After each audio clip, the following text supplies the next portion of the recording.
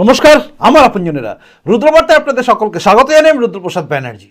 জঙ্গলমহল নিয়ে মমতা বন্দ্যোপাধ্যায় খুব নিশ্চিন্তে ছিলেন যে জঙ্গলমহল এবারে তার ফিরে আসছে, হয়তো ঝাড়গ্রামটা আবার দখল করে নেব, এই চিন্তা মমতা বন্দ্যোপাধ্যায় ছিল। কিন্তু মমতা বন্দ্যোপাধ্যায় সমস্ত চিন্তায় আজকে কার্যত জল ঢেলে দিলেন শুভেন্দু অধিকারী, এবং জল ঢেলে দিয়ে তিনি প্রণব টুডু অর্থাৎ ডক্টর প্রণব টুডুকে এমন জায়গায় নিয়ে গেলেন যে ভোটে তিনি জিতবেন সেটা কল্পনার বাইরে। কারণ তিনি ঝাড়গ্রামে বসে আজকে যে মিটিংয়ে অর্থাৎ জনসভা বা সংকল্প, বিজয় সংকল্প যে সভা, সেখানে দাঁড়িয়ে তিনি যে বক্তব্য রেখেছেন না, যে বক্তব্যকে কাটানোর ক্ষমতা মমতা বন্দ্যোপাধ্যায়ের নেই, এবং যে বক্তব্যের ফলে যা হতে চলেছে তা চিন্তার বাইরে। আসলে তিনি কি বলেছেন, কোন কথাটা অন্তত আমার কানে বেজেছে, যেটা আপনাকেও ভাবাবে। এবং আমি জানি মমতা বন্দ্যোপাধ্যায় এখন কিন্তু খুব চিন্তায় আছেন যে এবার একে কাউন্টার করতে গেলে আমি কি বলবো, কারণ সমস্ত কথাই তিনি সত্যি বলেছেন। চলুন সময় নষ্ট না করে শুনিয়ে দিই শুভেন্দু অধিকারী আজকে বান্দরবানে দাঁড়িয়ে কি কথা বলেছেন, শুনুন। বিজেপিকে জেতান, একলব্য রেসিডেন্সিয়াল স্কোপ, ৭৫টা পুরনো জনজাতি গ্রামকে আদর্শ গ্রাম করা, কুর্মী ওবিসিদের যথাযথ মর্যাদা দান করা, জঙ্গলমহলে এইমসের মতো হসপিটাল তৈরি করা, ৩,০০০ টাকা লোক অন্নপূর্ণা ভান্ডারে দেওয়া, বার্ধক্য ভাতা, বিধবা ভাতা, তফসিলি ভাতা এবং তফসিলি জনজাতি ভাতা, লোকপ্রসাদ শিল্পী ভাতা ১,০০০-এর পরিবর্তে ৩,০০০ টাকা দেওয়া, 450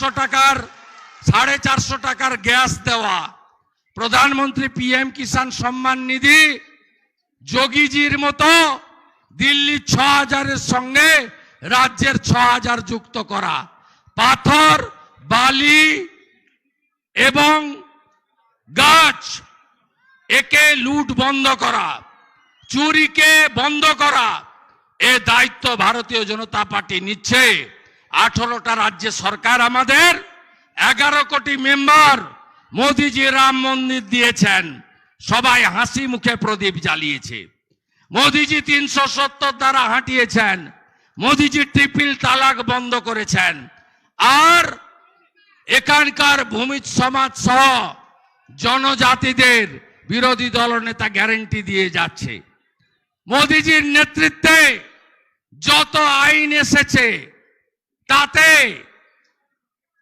জনজাতিদের অধিকার, স্বার্থ কোথাও এতটুকু বিঘ্নিত করা হয়নি। তাদের স্বার্থ, তাদের সুরক্ষা দান আমাদের কাজ। আমরা নিচে বসাই না। মুন্ডা, সোরেন, মুর্মু, হাঁসদা, টুডু, মাঝি, সিং, আমরা নিচে বসাই না। নরেন্দ্র মোদীজি সংবিধানের 1 নম্বর পোস্ট দ্রৌপদী মুর্মুজিকে দিয়েছেন, উড়িষ্যার প্রান্তিক গ্রাম থেকে আসা জনজাতিকে। আমরা 3টে রাজ্যে মুখ্যমন্ত্রী বানিয়েছি, একটা মধ্যপ্রদেশ, একটা রাজস্থান, আর একটা ছত্তিশগড়। ছত্তিশগড়ে আমরা মুখ্যমন্ত্রী করেছি জনজাতি নেতা বিষ্ণুদেব সাইকে। আপনারা জানেন বিষ্ণুদেব সাই চেয়ারে বসেই তিনি তার রাজ্যে চাষিদের কাছ থেকে ৩১০০ টাকা করে ধান কিনছেন। বিজেপি পারে, বিজেপি করে দেখিয়েছে, তাই 30টা পদ্ম ফুল। আর এবছরই ডবল ইঞ্জিন সরকার এবং জনগণের স্বার্থে সবকা সাথ, সবকা বিকাশ, সবকা বিশ্বাস, সবকা প্রয়াস। সবাই শুনলেন, তিনি পরিষ্কার করে বলে দিলেন যে বিজেপির ভিশন কি। আর আমি এখানেই আপনাদের বলি বারবার যে বিজেপি কেন দ্য পার্টি উইথ ডিফারেন্স। তার কারণ হচ্ছে বিজেপির একটা ভিশন আছে, কি করতে চায় তারা, কি লক্ষ্য আছে। তৃণমূল কংগ্রেস বলুন বা সিপিএম বলুন বা এই কংগ্রেস বলুন, এদের কোনো ভিশন নেই। এরা খালি একটাই চিন্তা করছে, মোদিকে সরাতে হবে। কিন্তু শুভেন্দু অধিকারী এখানে দাঁড়িয়ে বুঝিয়ে দিলেন যে এই রাজ্যে 30টার ওপরে যদি আসন বিজেপি পেয়ে যায় এবং এই রাজ্যে যদি সরকার চেঞ্জ হয়ে যায়, তাহলে কি কি হতে পারে এবং কি কি সুবিধা জনজাতিরা পাবে, এবং প্রধানমন্ত্রী নরেন্দ্র মোদী কিভাবে জনজাতিদের সঙ্গে রয়েছেন, কিভাবে সেন্ট্রাল আইন করে সমস্ত জায়গায় জনজাতির জন্য উন্নতি করেছেন। এমনকি তিনি উদাহরণ দিয়েছেন যে উদাহরণকে কাটার ক্ষমতা বা যে প্রমাণকে কাটার ক্ষমতা মমতা ব্যানার্জির নেই। কারণ দ্রৌপদী মুর্মু জলজান্ত উদাহরণ যে তিনি একজন শিডিউল ট্রাইব ফ্যামিলি থেকে উঠে এসেছেন এবং তাকে কোথায় বসানো হয়েছে? ভারতবর্ষের সর্বোচ্চ শিখরে অর্থাৎ রাষ্ট্রপতির পদে, যার বিরোধিতা করেছিল কিন্তু এই তৃণমূল কংগ্রেস, সিপিএম, কংগ্রেস সবাই দ্রৌপদী মুর্মুর বিরুদ্ধে প্রার্থী দিয়েছিল। মনে আছে নিশ্চয়ই আপনাদের। কেউ সমর্থন করেনি দ্রৌপদী মুর্মুকে, কারণ সবাই চায় নিচে থাকুক। নরেন্দ্র মোদীর মতো করে কেউ ভাবেই না যে সবাই মাথার ওপরে থাকুক। এখানেই তফাৎ।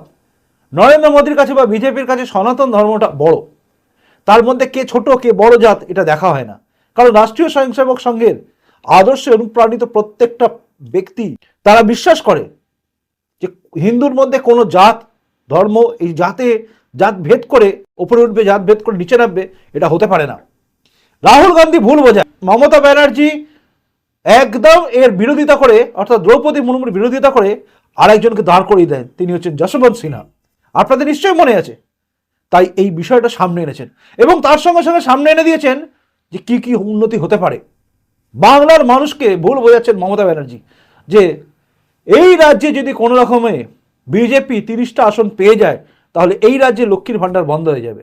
আজকে শুভেন্দু অধিকারী খুব ভালো কথা বলেছেন যে বিজেপি ক্ষমতায় এলে 1000 নয় 3000 টাকা করে প্রত্যেকজন মহিলা পাবেন, অর্থাৎ প্রত্যেক বাড়ির মা বোনেরা 3000 টাকা করে পাবেন।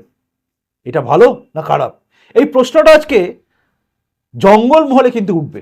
জঙ্গলমহলে মানুষ কিন্তু বিশ্বাস করতে শুরু করেছে যে মোদিজি পারে, আর সেই বিশ্বাসের প্রমাণও কিন্তু আজকে বান্দোয়ানে আমরা দেখলাম। যেভাবে মানুষের আজকে বিজেপিতে যোগদান পর্ব দেখলাম, চমকে গেছি আমি।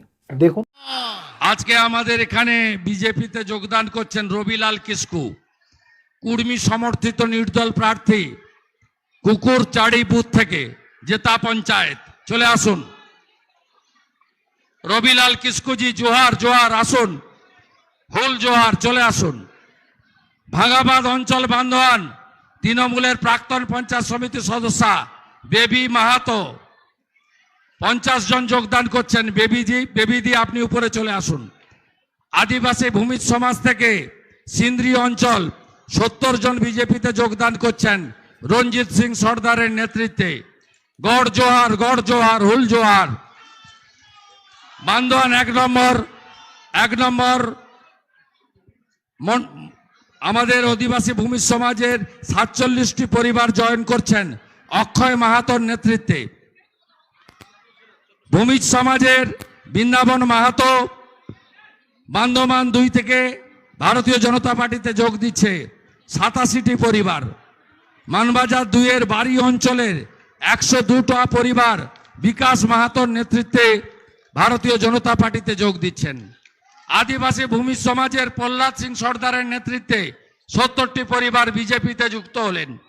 ধীরেন সিং সর্দারের নেতৃত্বে ভূমিজ সমাজ অন্যান্য সমাজ থেকে কেন্দাপাড়া বান্দোয়ান থেকে 50টি পরিবার ভারতীয় জনতা পার্টিতে যোগ দিলেন।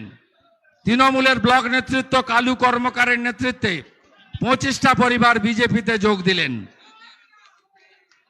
বিজেপিতে আরো বিরাট লম্বা তালিকা: শরৎ মাহাতো, সংসার মাহাতো, বিদ্যুৎ মাহাতো, চন্দ্রদয় গড়াই, আমাদের প্রদীন বাউরি, সুনীল বরণ মাহাতো। বিরাট লম্বা লিস্ট, সন্ধ্যা হয়ে যাবে পড়তে পড়তে। দ্বিজপদ মাঝি, কিঙ্কর মাহাতো, নিখিল মাহাতো। বড়বাজার 1 নম্বর মন্ডল ভাগাবাদ জিপি পঞ্চায়েত সমিতি 1, তৃণমূল কংগ্রেসের 10 বছরের পঞ্চায়েত সমিতির প্রাক্তন জয়ী সদস্য এবং দেবাশিস মাহাতো, লালু এবং ঝর্ণা মাহাতো, পবন মাহাতো, এদের সঙ্গে 440টি পরিবার যোগ দিলেন। নেতৃত্ব দিচ্ছেন যোগিন্দ্র মাহাতো। আমি সবাইকে, আমাদের নেতা সভাপতি তুফান মাহাতো, আমাদের বিধায়ক বৃন্দ সুদীপ ভাই, মনোজ ভাই, বুধরাই টুডুজিকে বলবো পতাকা ধরাতে। বিজেপি জিন্দাবাদ, नरेंद्र मोदी जिंदाबाद, नरेंद्र मोदी जिंदाबाद। मोदी जी आगे बढ़ो, हम तुम्हारी साथ है। भारत माता की, भारत माता की, भारत माता की। দেখলেন, আর আমার কিচ্ছু বলার নেই। এরপর আপনি বলুন, এই পুরো অনুষ্ঠানটা দেখে শুভেন্দু অধিকারী বক্তব্য দেখার পরে এই যে যোগদান পর্ব দেখলেন, এটা একটা পার্ট, আরো বড় লিস্ট আছে, আরো অনেকে যোগদান করছে, বিভিন্ন জায়গায় বিভিন্ন মানুষ কিন্তু যোগদান করছে। এরপরে আপনি বলুন তো, জঙ্গলমহল কি আর মমতা বন্দ্যোপাধ্যায় ধরে রাখতে পারবে? ভালো করে ভেবে বলবে না। এই যা পরিস্থিতি, যা তৈরি হচ্ছে জায়গা, সেখানে দাঁড়িয়ে এই রাজ্যে পালা বদল শুধুমাত্র সময়ের অপেক্ষা। শুধুমাত্র 30টা থেকে 35টা আসন জিতলেই কিন্তু বিজেপি এখানে কামাল করে দেবে।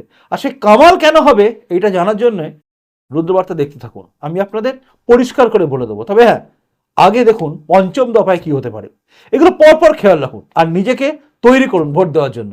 আপনি ভোট দিতে যাবেন, কে বলছে কানের পাশ থেকে যে লক্ষ্মীর ভাণ্ডার পাচ্ছ তাকে দেবে, যে লক্ষ্মীর ভাণ্ডার দিচ্ছে বলুন হ্যাঁ দেব, কিন্তু মনে রাখবেন দেশের জন্য মোদির বিকল্প কেউ নেই। এই দেশকে ভালো রাখার জন্য, দেশের জনগণকে ঠিক রাখার জন্য, সনাতন ধর্ম ঠিক থাকার জন্য, রাম মন্দির রাখার জন্য, সব কিছুর জন্য কিন্তু মোদিজির কোনো বিকল্প নেই। তাই দেশে মোদি চাই, এটা মাথায় রেখে এগোন। খুব ভালো থাকুন, দেখা হচ্ছে পরবর্তী রুদ্রবার্তায়। প্রতিবেদনটা ভালো লাগলে লাইক করবেন, যদি মনে হয় আমি কোথাও ভুল বলেছি সেটাও জানাবেন, যদি মনে হয় প্রতিবেদনটা শেয়ার করার দরকার আছে সবার কাছে অবশ্যই শেয়ার করবেন।